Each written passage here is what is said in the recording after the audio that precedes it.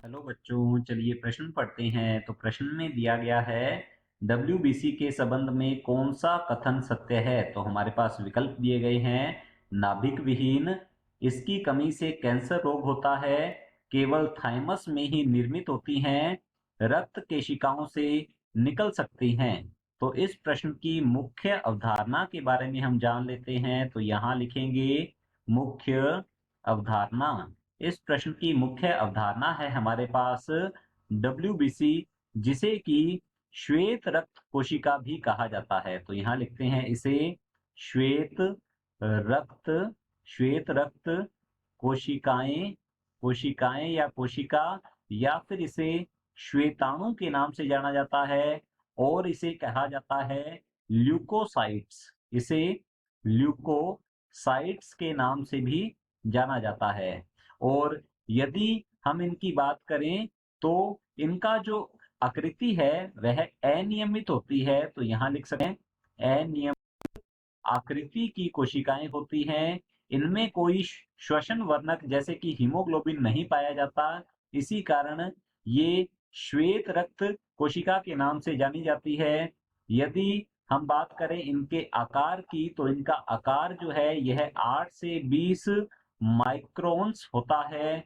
और यदि बात की जाए इनकी संख्या की, तो यदि इनकी संख्या की बात करें तो लगभग ये पाई जाती हैं 7000 प्रति, हम कह सकते हैं प्रति घन मिलीमीटर। घन मिलीमीटर, घन मिलीमीटर ये रक्त में, घन मिलीमीटर रक्त में ये पाई जाती हैं 7000। ये केंद्रक, इनमें केंद्रक पाया जाता है। तो हम यहाँ कह सकते हैं ये केंद्रक सहित होती है, केंद्रकीय कोशिकाएं होती हैं। तो यहाँ लिखते हैं ये केंद्रकीय होती हैं। और इनके केंद्रकों का आकार, क्योंकि डब्ल्यूबीसी जो है ये भी अलग अलग प्रकार की होती हैं, कणिका में और अकणिका में। तो इनके केंद्रकों का जो आकृति होती है वह भी भिन्न भिन्न होती है। इसीलिए इसे पीएमएनएल कहा जाता है, क्योंकि अलग अलग प्रकार की ये केंद्रक आकृति वाली कोशिकाएं होती हैं। तो यदि बात करें हम प्रश्न की, तो प्रश्न में पूछा गया है डब्ल्यूबीसी के संबंध में कौन सा कथन सत्य है। सत्य कथन के बारे में पूछा गया है। तो पहला कथन है हमारे पास, पहला विकल्प है नाभिक विहीन। तो ये नाभिक विहीन नहीं होती है, यह कथन जो है असत्य है। ये नाभिक सहित होती है। नाभिक का अर्थ होता है केंद्रक, इनमें केंद्रक पाया जाता है।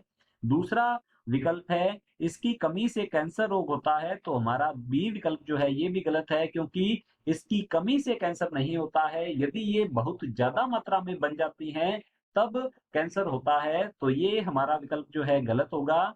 सी विकल्प दिया गया है केवल थाइमस में ही निर्मित होती हैं। तो हमारा सी विकल्प जो है ये भी गलत होता है।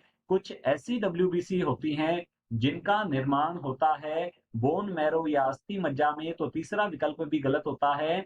और डी विकल्प दिया गया है रक्त केशिकाओं से निकल सकती हैं। तो हमारा चौथा जो विकल्प है ये बिल्कुल सही उत्तर है, क्योंकि रक्त केशिकाओं से निकलने की क्षमता जो होती है इसे कहा जाता है केशिका पारण।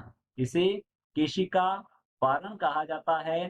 केवल यही रक्त कोशिकाएं हैं जो कि रक्त केशिकाओं से कैपिलरी से बाहर आ सकती हैं। तो हमारा डी विकल्प जो है बिल्कुल सही उत्तर है। आशा करता हूं आपको समझ में आया होगा। धन्यवाद।